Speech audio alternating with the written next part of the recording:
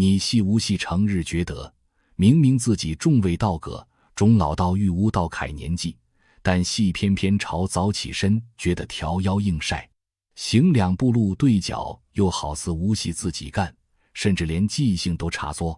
个人成日都好似脑雾感，转无道术。如果你以为呢，低之细，因为年纪大作，零件自然损耗，干你就真细大错特错了。届时你身体入面可能正戏精，历尽一场，无生火呢。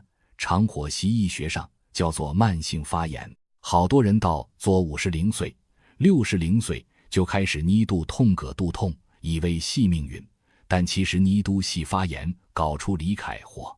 今日我要同大家讲凯，也真系可以救你一命，或者起码令你凯下办事过得舒服好多。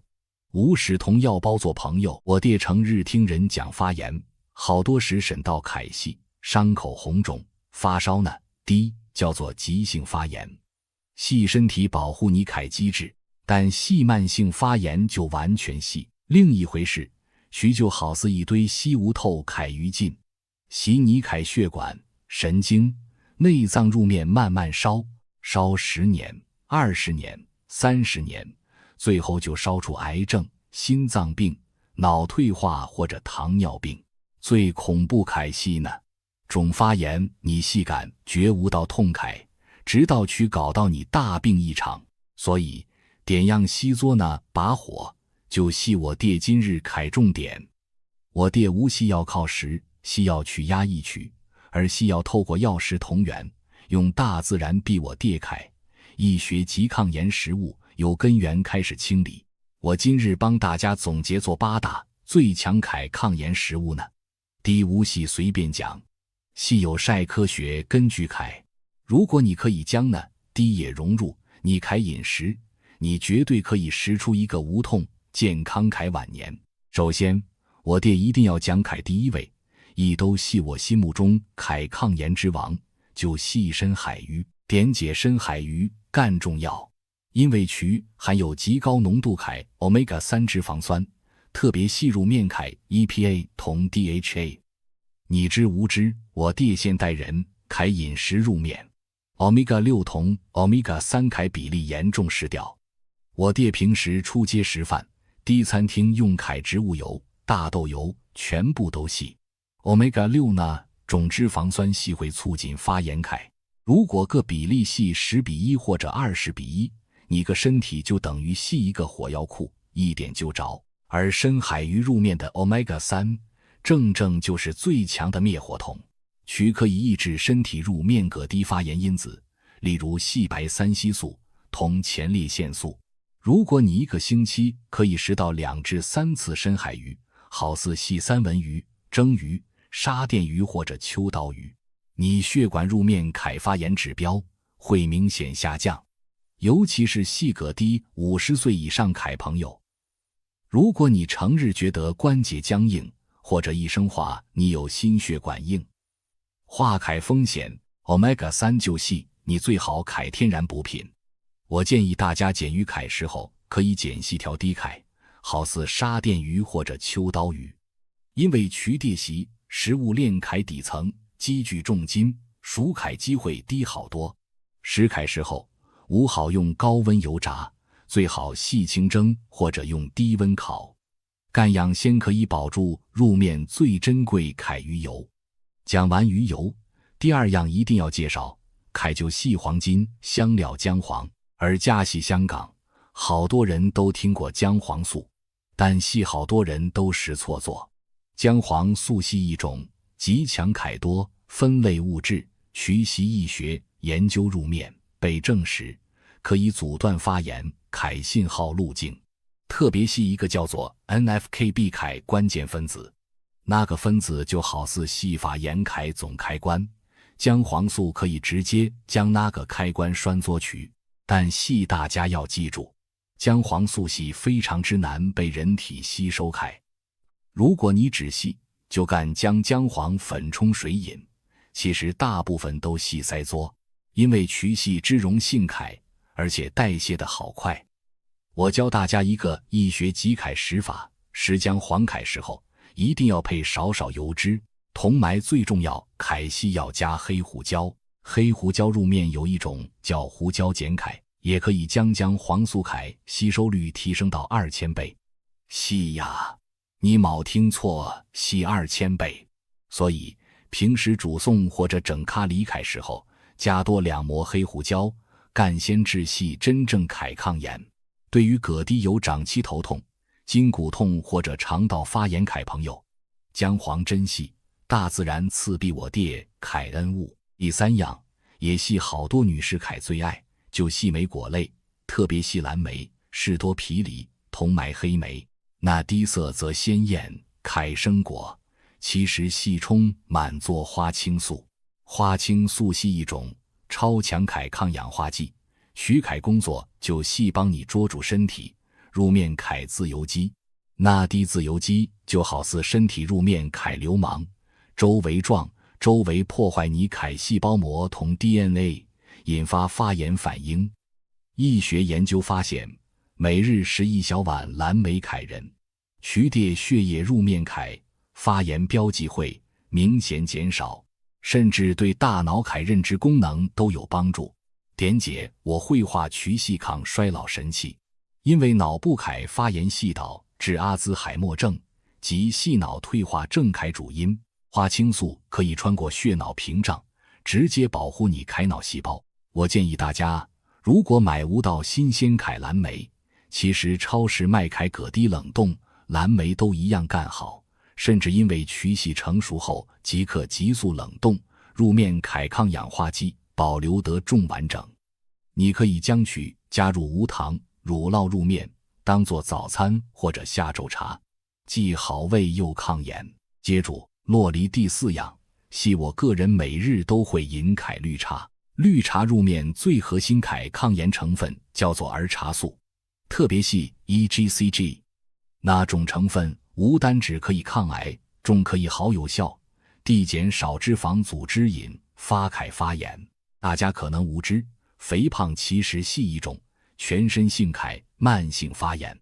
当我爹揩脂肪细胞太多揩时候，徐爹会分泌好多发炎物质，那低物质会搞到你有胰岛素阻抗，最后变作糖尿病。而绿茶揩儿茶素可以帮手燃烧脂肪，同时抑制呢低发炎物质揩产生。习日本好多长寿揩老人家每日都饮几杯绿茶，那个一兜细去địa点，解干少心脏病同中风揩原因之一。不过饮绿茶都有学问，最好细用80度左右开水温里泡，无好用盐滚起揩开水，费事破坏。做低儿茶素同埋最好细洗2餐之间，饮无好空度饮，以免伤胃。如果你觉得绿茶太寒，可以减抹茶。抹茶细浆成片，茶叶磨成粉时落肚。曲揩儿茶素含量比普通绿茶高出好多倍。第5样抗炎神物，系我爹西茶楼或者屋企食饭成日见到揩，就细西兰花。无单指细西兰花，其实成个十字花科蔬菜家族，好似细叶菜花、芥兰、羽衣甘蓝都系抗炎高手。徐爹最近揩地方系含有一种叫做萝卜硫素揩物质，那种物质可以激活身体入面一个好强大揩排毒路径，叫做 NRF2。 那各路径一旦被启动，你身体就会制造好多抗氧化酵素，主动去熄灭低发炎火头。我经常同身边揩朋友讲，西兰花简直细血管揩清道夫，对于预防前列腺癌、乳腺癌同埋大肠癌，西兰花都有非常出色揩表现。入西兰花揩时候，记住无好煮得太烂，蒸3至5分钟就最好，因为煮得太耐会破坏唑葛低抗癌揩酵素。如果你可以配埋少芥末或者辣根一起时，入面揩成分会令萝卜硫素揩效力加倍。第6样要介绍揩，系被誉为液体黄金揩特级初榨橄榄油。如果你去过地中海地区，你会发现杜揩老人家非常之精壮。徐爹心血管病揩发病率系全世界最低揩，秘诀就系徐爹餐餐都食大量揩橄榄油。克级初榨橄榄油，入面有一种叫橄榄油刺激全氦物质呢，种也氦抗炎机制竟然同我爹平时食氦止痛药布洛芬非常之相似，许可以天然干减轻身体氦疼痛感，而且冇西药各种副作用。好多有类风湿性关节炎或者退化性关节炎氦病友，自从改用橄榄油做主要食油之后，都反映关节痛氦情况有好转。不过买橄榄油一定要认住细特级初榨，极细 extra virgin， 因为只有第一道冷压氦油先制保留到呢低抗炎成分。你可以直接淋洗沙律上面，或者洗煮好送之后再淋上去，干样就最原汁原味。第7样，我爹要讲下坚果，特别细核桃。核桃系坚果界入面 Omega-3 含量最高氦，而且其中含有大量氦多酚。好多研究都显示，食核桃可以改善血管弹性，降低冷凝蛋白呢低发炎指标。我知好多老人家经食坚果会咬无入或者难消化，其实你可以将核桃稍微磨碎，加入麦皮或者汤入面，每日食3至5粒就够了啊。无好食太多，因为坚果氦热量都极高，核桃入面氦抗氧化，既系可以保护我爹氦心脏同脑袋，对于预防老年痴呆症有好氦帮助。如果你想晚年头脑清晰，手脚灵活，核桃真系无可以少。最后第8样亦都系，好多人估无道氦就系黑朱古力。我讲氦系可可含量系 70% 以上。氦黑朱古力，可可入面含有丰富氦黄酮类化合物呢。低物质对血管内皮细胞非常有益，可以帮助血管扩张，降低血压，同时减少血液中氦氧化压力。发炎同氧化系一对孖生兄弟，只要降低做氧化，发炎自然会减少。黑朱古力中可以改善情绪，而压力其实亦系慢性发炎氦一个大来源。当你压力大氦时候，身体会分泌皮质醇，长期皮质醇过高就会引发慢性发炎。食少黑朱古力，无单指系为绝氦享受，更加系一种心灵同身体氦修复。但系记住，千祈无好买葛低加，做好多奶同糖氦牛奶、朱古力、葛低只会令你发炎发得更紧。讲完呢8大抗炎食物，我想大家明白一个道理：健康无系一朝一夕氦事，而系你每日每一餐累积返离氦。好多人会问我，今年已经60岁、70岁了，而加先离食呢，低也重有冇用？我话逼你听，绝对有用。人体氦细胞细补，断干更新紧氦，只要你由今日开始洗你氦餐单入面加入呢低灭活酮，你就会慢慢感觉到身体氦变化。可能系原本好僵硬，氦手指变灵活做；可能系原本成日都要食氦止痛药，可以食少做；又或者系你氦血压、血糖指数变得更加平稳。慢性发炎就好似吸污起入面氦，墙角生作霉菌干，如果你无理渠会慢慢扩散，最后搞到全间屋都住无到人。那低抗炎食物就系你最强利氦清洁剂。当然啦，除做食之外，生活习惯都好重要。你审下，如果你一边食蓝莓、食深海鱼，但系另一边又每日食炸鸡，饮砂糖多过水氦珍珠奶茶，干样系冇用氦。各低加工食品、精制糖同买反式脂肪，系发炎氦助燃剂。如果你想晚年过得好，远离癌症同中风，你一定要同那低垃圾食物保持距离。仲有啊，如果你系个低成日熬夜无够分氦人，你身体入面氦发炎指标一定会爆表。睡眠系身体自我修复、清除代谢废物氦最重要时间。如果你每日瞓无够7个钟，你氦免疫系统就会处于一种高度紧张氦状态，不断释放发炎因子。所以食得好，瞓得够，再加上适量氦运动，先至细针正楷长寿之道。我希望大家听完今日楷分享之后，无系就干算术，而细听日去超市买宋楷时候，主动减反1、2样。我头先讲过楷实物，譬如话买条秋刀与反离征，或者买盒蓝莓当零食。如果你身边有低老人家成日身泥肚痛葛肚痛，你都可以分享呢。低资讯必去谛听，话必去谛知。好多时呢，低痛无系因为老，而系因为身体入面有火。我爹要用食物去帮手系作曲。那个世界上面最贵楷床系病床，最痛楷也系地住自己楷，身体慢慢衰弱而无能为力。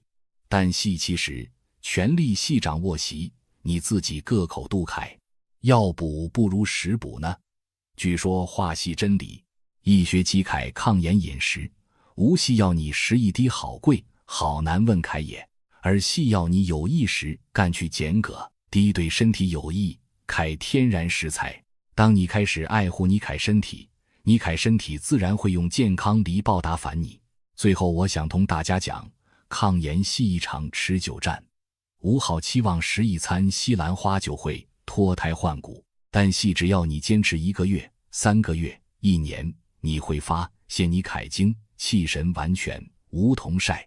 我见过好多70几岁楷老人家，渠爹因为长期保持良好楷饮食习惯，行路重快，过低后生仔，皮肤重有光，则过低40几岁楷人，你低就系抗炎饮食带来楷奇迹。如果你觉得今日呢，低资讯对你有帮助，记得要多低留意自己楷身体信号。如果你成日觉得好贵，或者有长期楷小并小痛呢，低都系身体，习度向你发出警告，叫你快低帮去灭火。我爹一起努力，用最科学最天然楷方法，使出一個無痛無病精彩楷下半場。你有冇試過明明只係去街市行個圈，返到屋企就覺得對手對腳好似唔係自己咁，酸軟到不得了？又或者明明以前行樓梯好似馬騮咁快，而家行2層就要停低抖氣？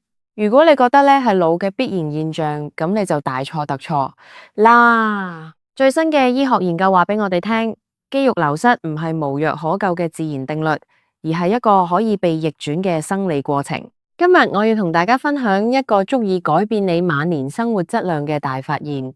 科學家已經證實咗有8種超級食物，只要你食得啱，竟然可以喺24粒鐘之內重新啟動你雙腿嘅肌肉合成開關，返嗰份失落咗嘅力量感。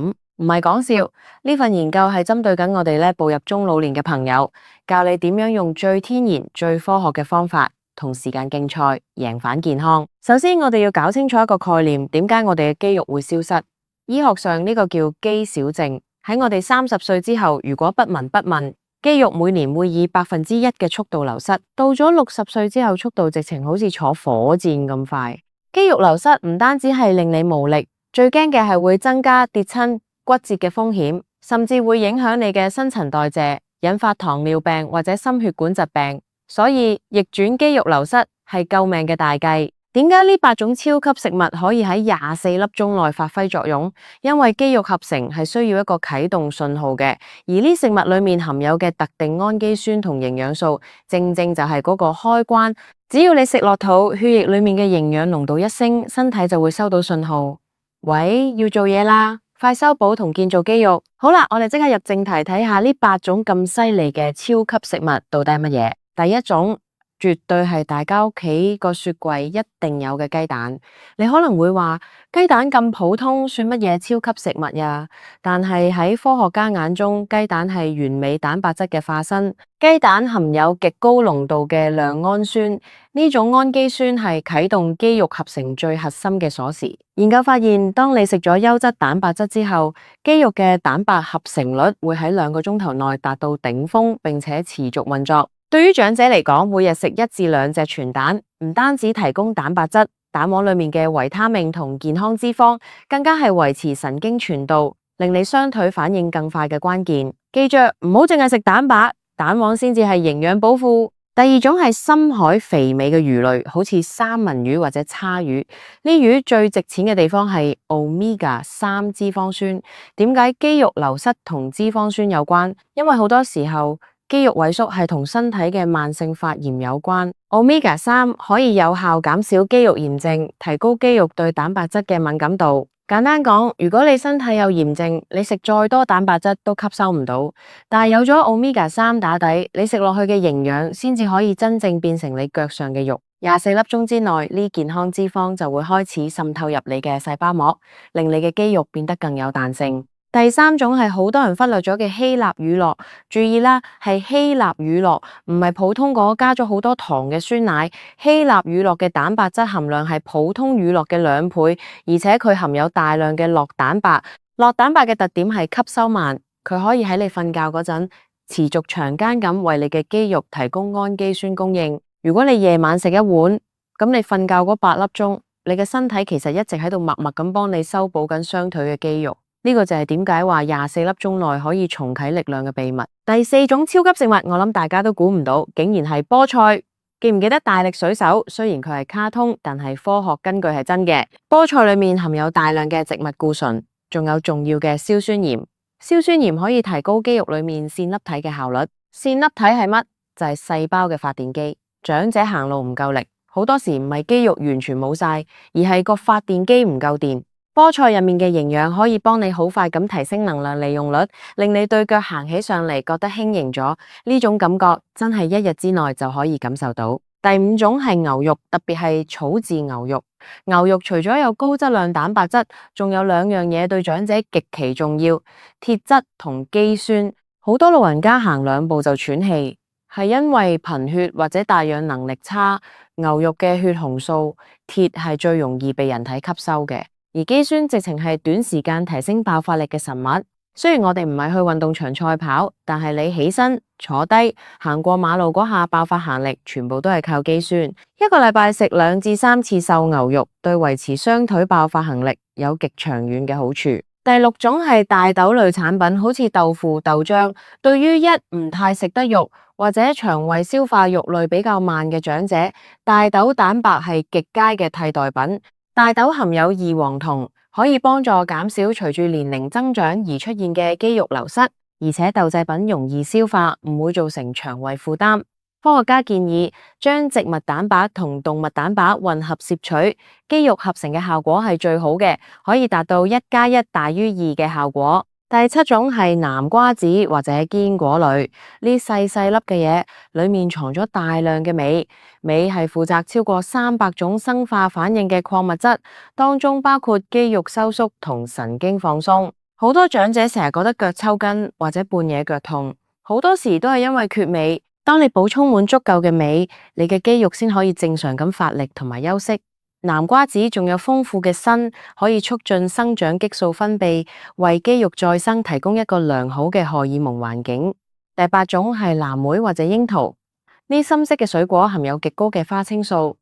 研究證實，呢抗氧化劑可以顯著減輕運動或者日常活動後嘅肌肉疲勞同損傷。如果你今日行多咗路，覺得腳痛，食一盒藍莓，佢可以加速肌肉嘅恢復週期。肌肉係破舊立新嘅過程，你恢復得快，新嘅肌肉先可以生得長。講完呢8種超級食物，我哋要講下點樣將佢哋串連埋一齊。科學證實，要喺24粒鐘內見效，最重要嘅係時機。你唔可以一日只係食一餐大餐，然後其餘時間唔食嘢。長者嘅肌肉合成有一個 K 值。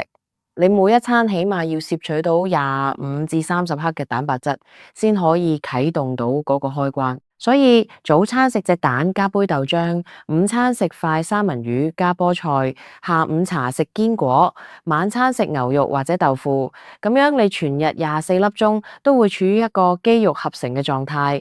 除咗食，我想特別提醒各位長者朋友，要逆轉肌肉流失，你嘅雙腿一定要喐，唔需要你跑馬拉松。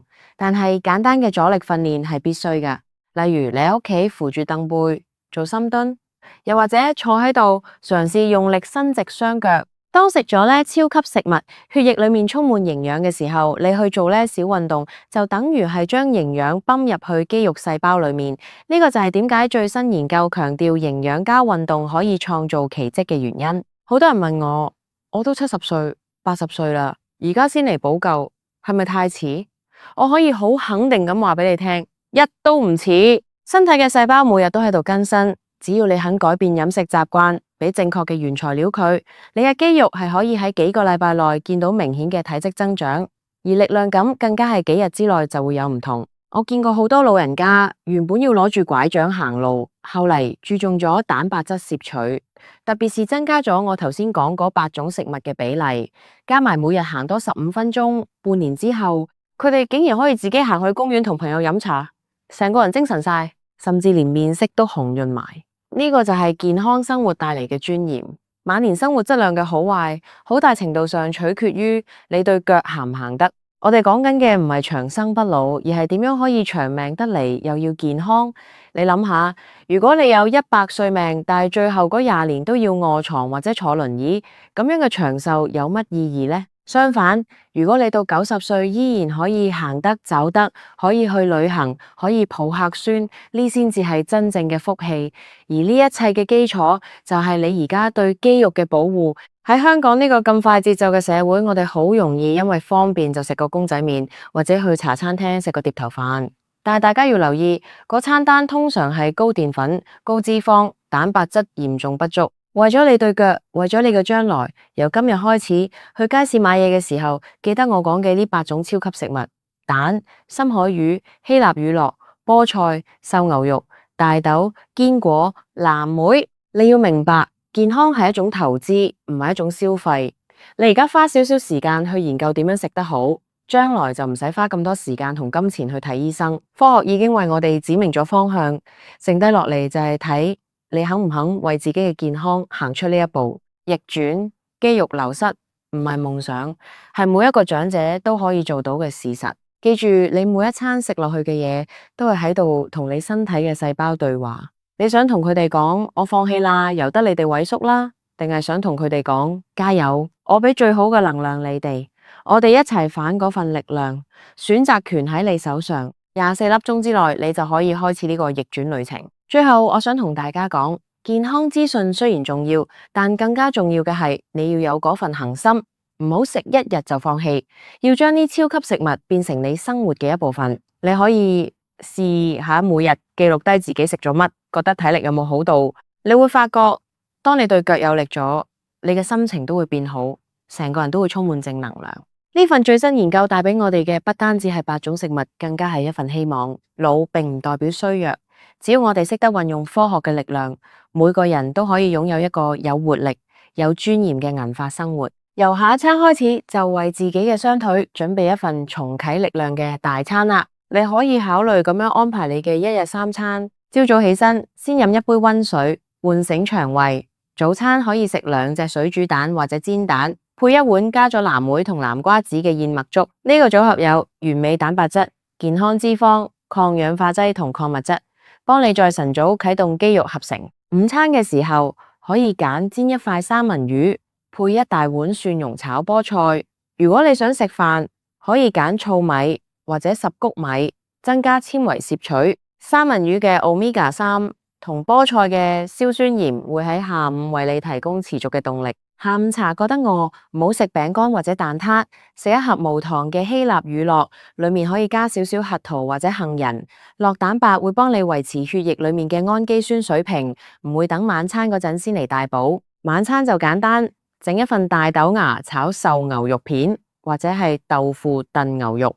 大豆蛋白同動物蛋白嘅結合，會喺你入睡前為肌肉修補提供最後一次嘅能量高峰。如果你能夠堅持咁樣食，你會發現原本覺得沉重嘅雙腿好似注入咗新嘅血液咁，你會覺得行路個步伐穩咗，平衡力好咗，甚至連腰酸背痛都會減少。呢改變唔係魔法，係純粹嘅生物化學反應。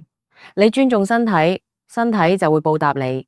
逆轉肌肉流失係你對自己下半生最負責任嘅承諾。希望今日分享嘅呢啲資訊可以幫到大家，亦都希望每一位長者朋友都可以擁有一雙強健嘅雙腿，行出屬於自己嘅精彩人生。健康真相就係咁簡單，唔需要昂貴嘅補品，只需要你嘅決心同埋正確嘅選擇。大家一齊加油！為咗我哋嘅晚年生活質素，由今日開始食出力量，食出健康。如果你仲有任何關於食物點樣煮或者點樣配搭嘅疑問，其實你可以發揮你嘅創意，例如菠菜可以打成色果汁，藍莓可以加入沙律，最緊要係到一種你自己中意食又可以長久堅持落去嘅方式。健康唔應該係一種苦差，而係一種享受。當你可以再次輕鬆咁行山、行公園，甚至同孫仔孫女追逐嘅時候，你就會覺得呢一切嘅付出都係值得嘅。再次提醒，逆轉肌肉流失，黃金24粒鐘，由你嘅下一餐開始，唔好等聽日，唔好等下個禮拜，就係而家去廚房睇下，或者去街市行一轉，將呢8種超級食物帶返屋企，你嘅雙腿會感謝你，你嘅未來都會感謝你。今日我真係要同大家坐低慢慢傾下一個關乎你同你屋企人命仔嘅話題啦。